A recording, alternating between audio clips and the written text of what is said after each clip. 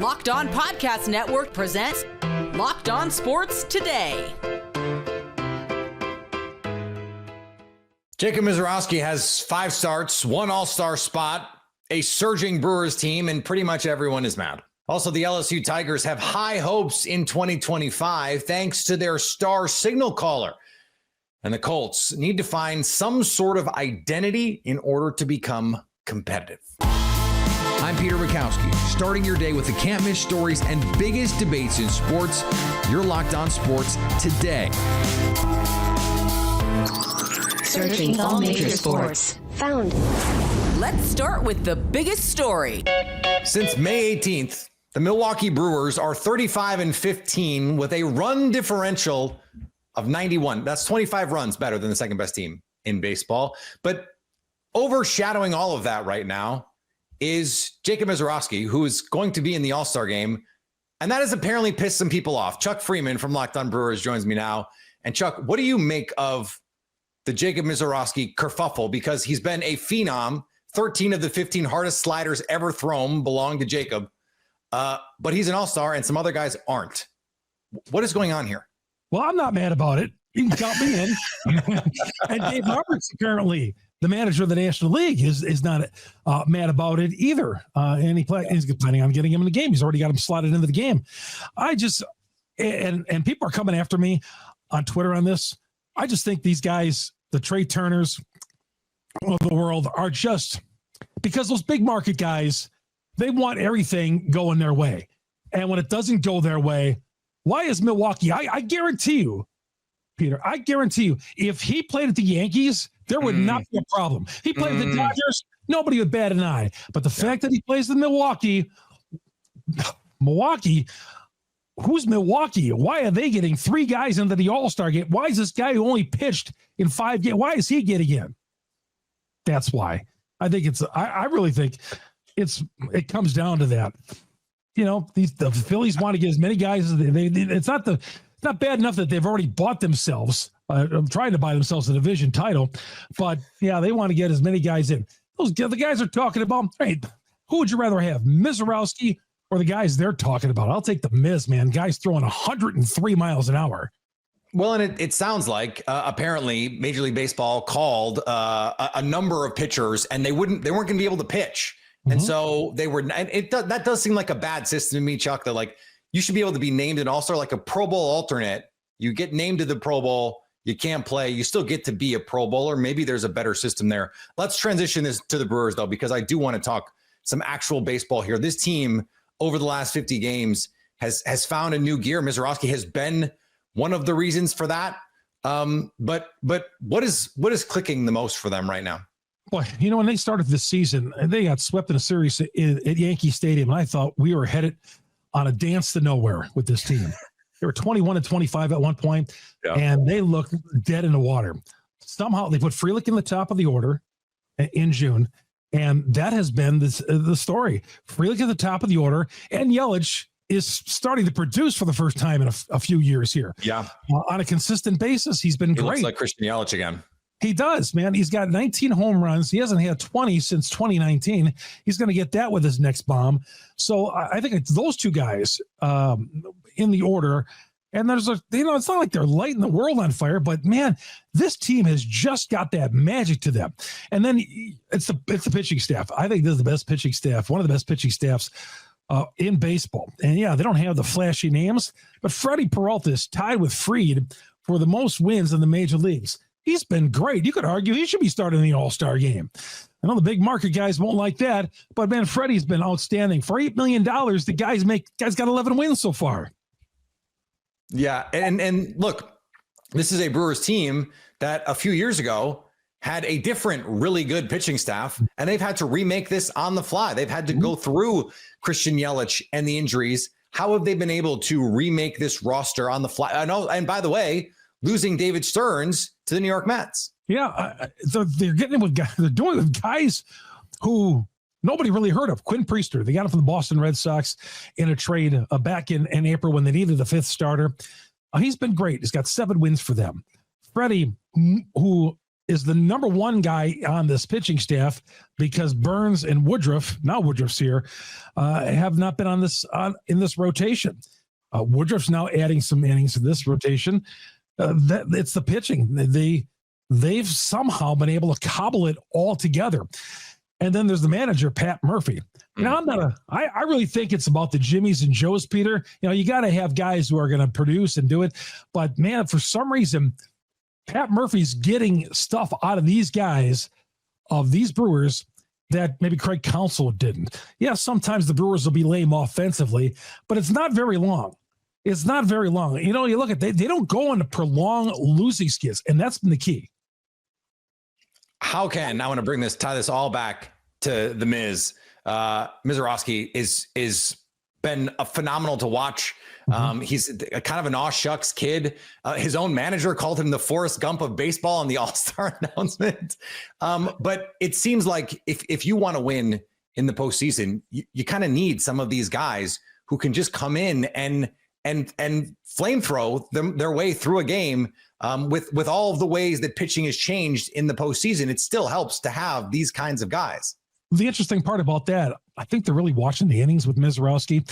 Out of the shoot in Los Angeles this weekend, he's not one of the three starters. You would guess, all things being equal, Miz, who struck out 12 Dodgers last week, he'd be on the mound. Phenomenal against LA, yeah. And I think with Misiorowski, you're going to see some times where they skip his start, I think, and they pitch him out of the bullpen. They are really concerned about that. This is Adam McKelvey always likes to tell me, Chuck, this isn't 1987 anymore. They monitor these guys to a T. So Misiorowski, I think you're going to see his innings kind of tapered off at times. They're really going to watch him. And let's say the Brewers are down in a game and he's pitching, they're going to get him out of there. So we'll see how they manage it. But it's not like he's going to go out there. They do not want him, I think, at this point, going out there and pitching 7 innings every 4 or 5 days. Yeah, no late CC Sabathia runs for Jacob Misiorowski in his future. No. They got in 2008. They got CC, and they were going to use him till his arm fell off, and it did eventually in the playoffs. You can stay up to date all year on the Milwaukee Brewers by subscribing to Locked On Sports Today and Locked On Brewers on YouTube or your favorite podcast app. Your Locked On Sports Today. Coming up, the LSU Tigers are led by what could be the best quarterback in the country. Before we get to that, Cal Raleigh crushed it in the home run derby. Summer sports are in full swing, and whether you're all about baseball under the lights, golf on the green, or high-stakes soccer action, FanDuel is the best way to make every game even more exciting. You're already following the action. Why not make it a little more thrilling? With FanDuel, you can get in on the game while your friends are getting sunburned at the beach. I'm using FanDuel to track my favorite matchups, and the apps keep it fresh with new daily promotions and fun ways to bet. It's easy to use, fast to pay out, and makes even regular season games feel like must-watch events. I made a little money off an early round play at Wimbledon, for example. Whether I'm placing a same-game parlay or watching a bet ride in the 9th inning, FanDuel makes it feel like I am part of the action. New to FanDuel, new customers can bet just $5 and get $150 in bonus bets if your first bet wins. Open the FanDuel app today or visit FanDuel.com to get started. Elsewhere in baseball, it looks like the Tampa Bay Rays are about to have new ownership. Stu Sternberg has agreed in principle to sell the team for a reported $1.7 billion to a group led by Jacksonville homebuilder Patrick Zalewski, with the hope of finally securing the franchise's future in Tampa, not St. Pete. After years of stadium uncertainty and even pressure from Rob Manfred to move on, Sternberg is stepping aside. The new group will need MLB approval and a stadium plan, but for now, Rays fans can dare to dream.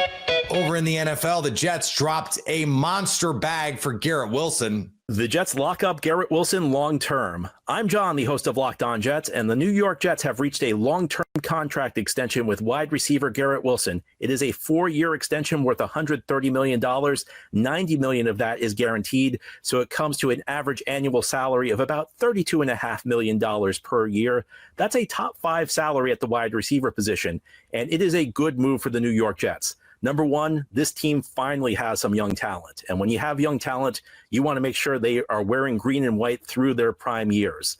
Number two, Garrett Wilson's the most dynamic player the Jets have on offense. You can argue that he's not a top 5 receiver. Maybe he doesn't deserve top 5 wide receiver money. Let me tell you something. There's no way the Jets would be able to spend that money on a better player than Garrett Wilson.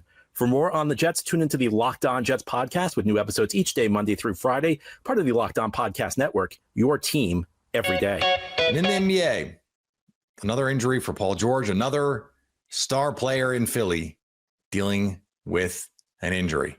Paul George underwent surgery after sustaining an injury to his knee in an off-season workout. Well, so much for the question as to whether or not the 76ers can stay healthy in the upcoming regular season to compete for an NBA title when they can't even stay healthy in an off-season. Shams Charania of ESPN putting it out there that Paul George recently suffered an injury to his knee during an off-season workout and had to have surgery on Monday to repair it. That's right, 35 years old, making $51.6 million in the upcoming season, only played 41 games last year, and still can't stay healthy through his offseason workout. So Joel Embiid's barely been on a court doing any basketball activities in the offseason. At least Tyrese Maxey said the other day that he's feeling pretty good. And your 3rd overall pick, VJ Edgecombe, has barely played in the Summer League thanks to a thumb or wrist injury. What was it, Daryl Morey? Not looking great for the Sixers to compete in the upcoming season in what's supposed to be a wide open Eastern Conference. The LSU Tigers have their eyes set on a national championship this season. Locked On SEC host Chris Gordy sat down with LSU quarterback Garrett Nussmeier at SEC Media Days to discuss their path to a title. Right along here, pleasure to be catching up with the LSU starting quarterback. He is Garrett Nussmeier, sitting down with us. Nuss, what's all this like, man? You were here last year. You got to do this whole rigmarole. Yeah. What's it like? Yeah, appreciate you for having me on. It's cool. It's a cool experience. It's my 2nd year doing it, so I knew what to expect a little bit this year, so that helped. But obviously, it's a lot of fun. You know, a lot of repetitive questions, but you get used to answering them. So, what's when you look at what you guys were able to do last year? Obviously, you accomplished a lot, but still want to do a little bit more. So what's been the focus this offseason? Yeah, I think you've seen a switch in our mindset to a 1-0 mindset. You know, I think that's been big for us, just making that change. And, you know, at LSU, there's always an expectation to compete for a national championship and to play for a national championship. But I think Coach Kelly has done an unbelievable job of stressing to us the path that it takes to get there, you know, to being process-oriented, as he always talks about. And for us, that starts with, you know, being 1-0 and attacking week 1 with the right mindset. You guys have added a lot through the transfer portal. You got a lot of new weapons. I was talking with Matt Flynn about this, you know, former LSU quarterback. Because he had a guy in Demetrius Byrd who came in. He had to develop that chemistry. So you're bringing in Nick Anderson, a Barry and Brown. What's it like having to kind of build that rapport with those guys? Yeah, it's been great. I mean, you know, for one, it's just not only has it made us closer, you know, with the new guys and trying to get them in and get them comfortable, but it's also made the returners closer as well. You know, spending that much time around each other, it's been great. It's probably the closest team that I've ever been on at LSU, and obviously, you know, definitely the most talented and deepest for sure. Everybody wants to know about the O-line. How's that group gelling? There's some new pieces there, but it's funny. You lose a couple of big draft picks. Yeah. These guys might be big draft, but we just don't know yet. They got to grow into those roles. Right. Absolutely. I mean, the guys that we lost, all unbelievable players, obviously, but they set a standard, right? And the guys that were in the room got to see how they acted every single day. They got to see what it's supposed to look like. And Coach Davis does an unbelievable job of demanding that expectation from everyone, demanding that standard from their entire unit. And our offensive line unit is one of the hardest working units on our team, if not the hardest working unit on our team. So I'm very excited for them. They've all welcomed that challenge. They've all stepped up to that challenge. They've all accepted that challenge, and I have full faith in them and full trust in them this year. Joe Sloan, another year in that system. What you got to feel way more comfortable in there, right? Yeah, absolutely. I mean, the system hasn't really changed. I mean, Coach Sloan has done an unbelievable job of adjusting it to things and to our strengths and things like that. But, you know, Coach Sloan's been here for 4 years now. So, you know, he had influence when Coach Denbrock was the offensive coordinator as well. So they kind of built that almost, I could say, together. So Coach Sloan has always had an influence in it. So I've been learning the same system for 4 years now, right? I've been learning the same offense, going through the different things. I've been playing under Coach Sloan for the last 4 years now, and also Coach Coach Kelly. So, my relationship with Coach Sloan is obviously, very special, and he demands the best out of me always. And so I feel like at this point there are times where he knows what I want called without me even having to say it, and I know what he's probably going to go with, and things like that. So that helps so much, just always being on the same page, and I know what Coach Sloan expects of me, and I do my best to try and live up to that. I was in Orlando for the game against Florida State. Didn't go your way. I was at the game in Las Vegas last year against USC. That's when you were starting. Didn't go y'all's way. How do we get over this hump of obviously playing on the road at Clemson, a top 10 opponent? It's huge, but you guys just have to go take care of your own business, right? Right. Yeah. I mean, it's just been a flip of a mindset, as I said earlier, just thinking about the process, being focused on going 1-0, being focused on attacking the right way. And, it's affected the way that we've worked. And, even Coach Flint has done an unbelievable job in the weight room of getting us to attack each workout, each conditioning session, everything, all of the above, with that mindset to go 1-0 and ultimately get us ready to play, not for a national championship, not at the end of the season, but get us ready to play right away at week 1. Talking with Garrett Nussmeier, LSU quarterback. Did I see you made a little investment this offseason? Yeah, I did. I made an investment, and hopefully it's a good one. I think it will be. I've been with my now fiance since my junior year of high school. So, it was a step that it was time to be made. So I'm very excited. A little marital advice from me. You're never right. Yeah, no doubt. Always give in. No doubt. No doubt. The sooner you learn that, the easier things will be for you. Absolutely. It's got to be cool having Dad right down the road now. Absolutely, yeah. It's been awesome. Just being able to, hang out in different ways, and, him driving over to come watch the super regional baseball game. Like, it's just the little things, and, being able to go to the Saints facility and watch camp, things like that. It's been awesome. And, thank God every day for it. We're blessed. He spent the last couple of years across the country from us in LA, and then with Philly last year. So being able to have him that close and being able to spend time with him like that, it's been awesome. Younger brother going to move to the area too? No, not sure. I'm pretty sure he's going to end up staying in Texas at Marcus, where I went to high school. So he's got a good setup there. He likes it. So I think he'll end up staying there. I'm an Archbishop Rummel Raider. I was going to make a pitch. I mean, our alums. We've had Jamar Chase. Yep. We've had Christian Fulton. We've got Ashton Stamps. That's right. Yep. I mean, we've had some pretty good players. If you want to go outside that, we've got my big boss Eddie Martini went there. I went there. Yeah. The nerd from the Ocean's 11 movies, Eddie Jemison, went there. So I'm just making a case here. Yeah, Rummel could be a good school. Yeah, it's a good place. It's a good place for sure. All right, we'll see. We'll see where he ends up. No doubt. What was the most fun thing you did this offseason, away from football? Man, I've been playing a lot of golf this offseason. Really got into that. I enjoy golf a lot. Just it's also a good time to get out there with some of my teammates, and mess around, hang out a little bit. So I'd say probably golfing has probably been the most fun I've had, just going along that journey and trying to play better. I shot an 84 the other day. It's the best I've shot so far. So, once I started, feeling like I could play decently, and then obviously not, but, once you get that feeling one time of one good shot, it's addicting. So you try and chase it again, even though you're probably going to chunk the next 5. So it's a lot of fun. You told us last year the golf game wasn't going well, so it's good to hear a year later. There's definitely been a lot of progress, a lot of change. So swing has definitely came a long, long way. So a lot more flushes, which feels awesome. So. What was the video I saw with you and Tradez?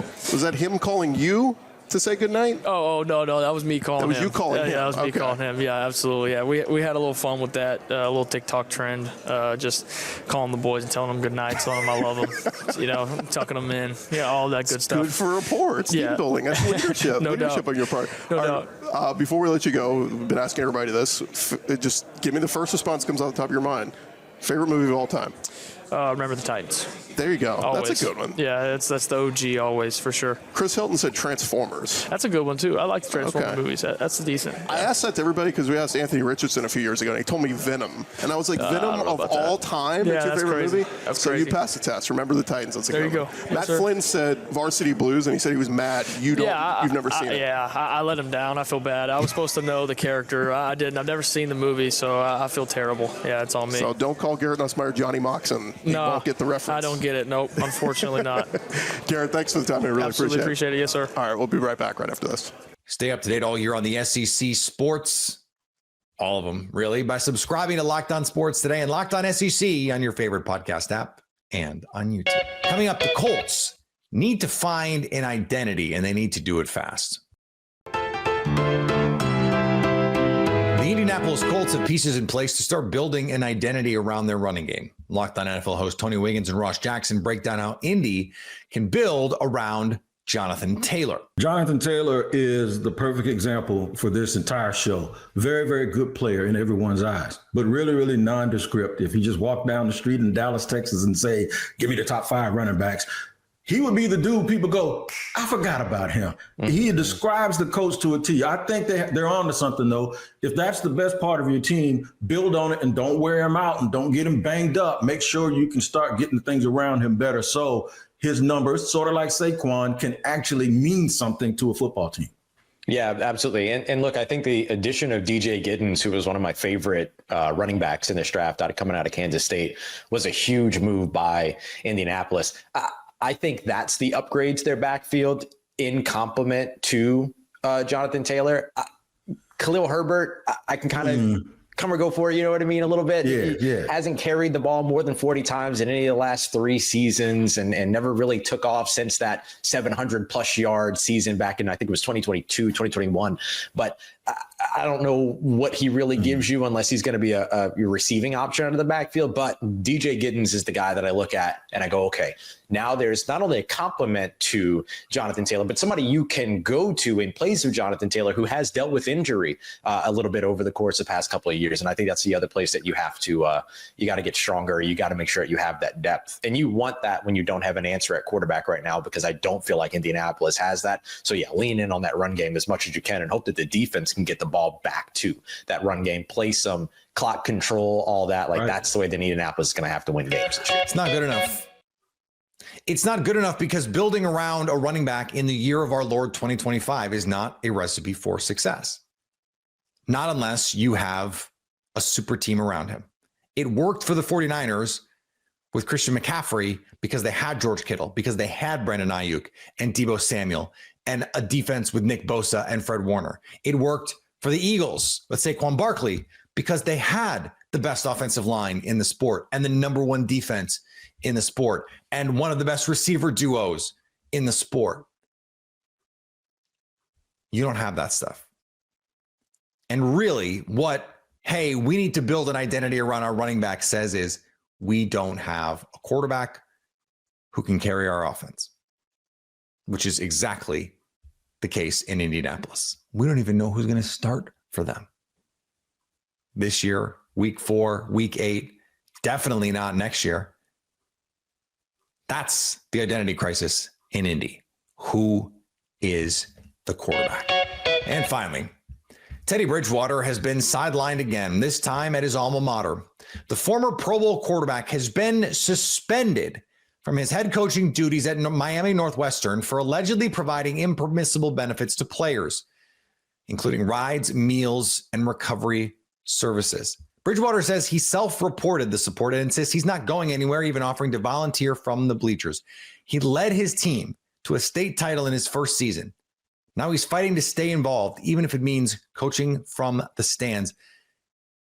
Suspended for doing right by his teammates, his players.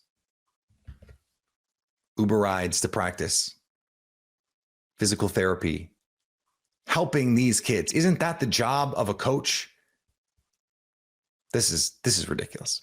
If you're catching this episode after hearing your favorite Locked On show, make sure to subscribe to Locked On Sports Today on YouTube or wherever you get your podcasts so you never miss an episode. Also, if you're a new subscriber to Locked On Sports Today, we're here for you with the biggest stories in sports every day. Coming up, we break down the 2025 Major League Baseball All-Star Game, or hopefully do something much more interesting than that. So at least until tomorrow, stay locked on sports today. Locked On Podcast Network presents Locked On Sports Today.